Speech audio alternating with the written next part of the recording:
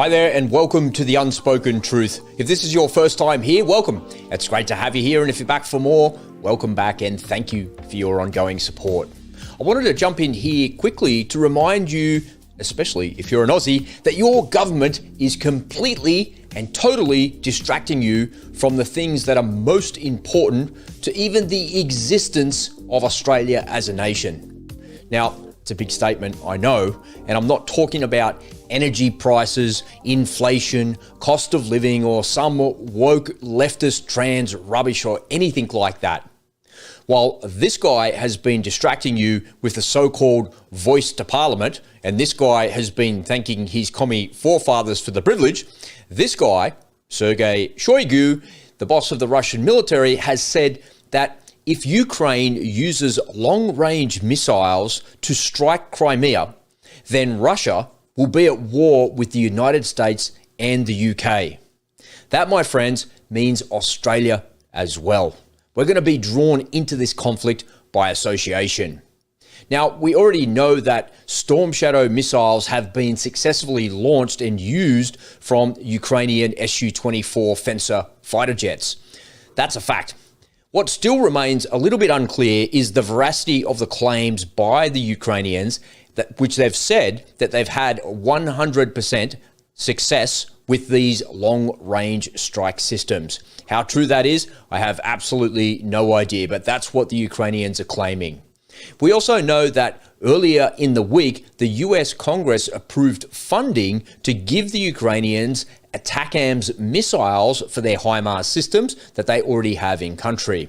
Now, along with the ground-launched small-diameter bomb, these three systems, Storm Shadow, ground-launched small-diameter bomb, and the ATACMS missiles, the Ukrainians now have a quasi, if you like, airstrike capability, albeit without modern fighter jets, and that's probably not far away as we look at the calendar right now. You're probably only talking 3 or 4 months before they arrive in country. Now, as you would have seen in the past couple of weeks, the counteroffensive in the southern part of Ukraine has not really yielded the results that the mainstream media told you that it would. There was this big build-up, and it turned out to be a real bit of a false start. The Ukrainians have taken back some of the ground. However, the front lines have remained largely unchanged, and they continue to be at a stalemate. So, why does any of this matter to you as an Australian? Well, this guy, Richard Miles, the Defence Minister, doesn't seem to know his ass from his elbow, and he continues to support the Ukrainians with absolutely everything that he can. But not a single question, not one journalist has questioned him publicly about the potential war crimes that are going on in Ukraine. I've got literally dozens of videos on my hard drive of my computer that show Ukrainian soldiers breaking the laws of armed conflict, and in some cases committing war crimes. But there's no mention of any of that by any journalist. The opposite is actually true. We, meaning the government, continues to support Ukraine with no requirement of accountability at all. And no one, as far as I can tell, is questioning the Ukrainians behind closed doors or publicly. We should be doing that publicly. We do that to our Victoria Cross holders. Why aren't we doing that to the Ukrainians? There's absolutely no doubt that if this conflict spills over, then the Australian government will coordinate with the United States military, and we will blindly follow the US into this war. We'll be forced to go along with it, whether we like it or not. That's just the reality of it. Did you know that the Ukrainians have requested the M1A1 tanks that we have in our inventory that have been replaced? Take a look at this video that they sent to us.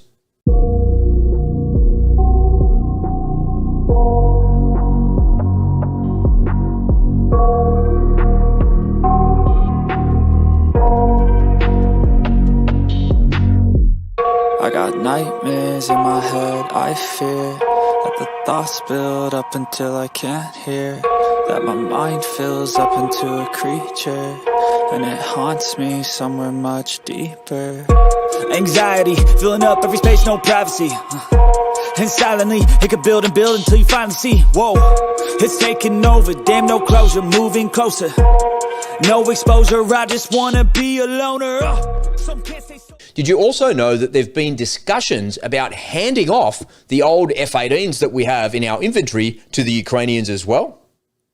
All that Albo and Richard are doing is digging us a much deeper hole and drawing us further into this war. If Shoigu is serious when he says that Russia will be at war with the US and the UK, then by association, Australia will be as well.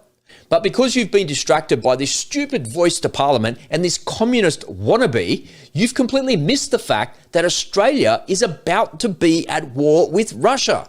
Look, Yevgeny Prigozhin has claimed in the past few days that the Russian troops holding the lines in the southern part of Ukraine are out of ammunition. That's likely to be true since the Ukrainians have been shaping the battlefield and destroying all of the supplies and logistics for a few months now. Prigozhin also said that no one is coming to resupply them. So it sounds like good news, right? For us, for our side. Well, here's why that matters. If the counteroffensive is in fact successful and the Ukrainians manage to cut the Russians off and cut them in half in the southern part of Ukraine, then that will present an existential threat to the Russians. And that opens the door to a nuclear escalation. The Russians have repeatedly said that. The Ukrainians have stated repeatedly that they'll take back Crimea, which escalates all of this even more. Now, if the counteroffensive is successful and the conflict escalates, and it will, and the Australian army is called upon to deploy to the war, and the Americans will certainly ask us to follow them, we don't have very many troops that we can send. And if we lose the ones that we have, the only way to solve the problem of reinforcing them and getting them into the Rio cycle will be with conscription. That's right, folks. You're not hearing that at all, are you? Because you're distracted by the voice to Parliament. I've stated it before, the Australian Army only has 7 battalions of frontline infantry soldiers that could go. Just look at the casualty count of the Russians after 18 months of war. It's stated in open source intelligence and across many different Russian Telegram channels that the Ukrainian losses are 2 to 3 times these numbers in personnel.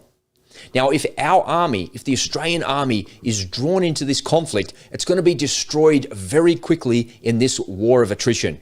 Not because it's not competent, but because of the high tempo of these operations and because this is a war of attrition. On top of all of that, if Australia does supply the M1 tanks and the fighter jets to the Ukrainians, we'll become a much more legitimate target to the Russians. Putin stated earlier in the week that the Sarmat-2 ICBM will be operationally ready and deployed in the next few weeks. So what does that actually mean to us? Could we ever be a target of a nuclear strike here in Australia? Well, the short answer is a big fat yes. Pine Gap in the middle of Australia, in Alice Springs, is the eyes and ears of the Southern Hemisphere for all Western militaries. And this chess piece, folks, will be destroyed in the first few days of the war between Russia and NATO, and by association, Australia. They don't even need to use a nuclear weapon to destroy it. They could use a ballistic missile with a conventional warhead that rained down from space, and that would destroy this location in one single strike. They could also use an EMP strike up in the atmosphere to turn the lights off and completely destroy it. But I think that that's unlikely. I think that they would do it with a kinetic strike. Taking out command and control on the first day of the war is a priority to any military. And the Russian way of war is to first use space, cyber, then EMP.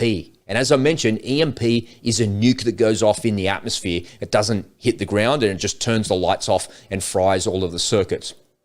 Folks, never in human history have we ever been this close to a nuclear holocaust. Joe Biden even stated earlier in the week that Putin's threats of using a nuke are real. So here we are, folks. We have a far left-leaning government writing the voice to Parliament with someone who celebrates communism.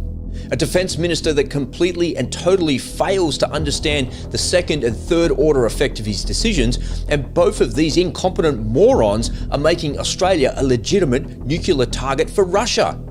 If you think that the war in Europe cannot reach us here in Australia, you're completely wrong. The warmongers in Washington want this to continue for as long as possible, and their stated goal is the degradation of Russia and Putin. But their strategy is completely failing, and my fear is that all of Australia is about to pay the price for their incompetence.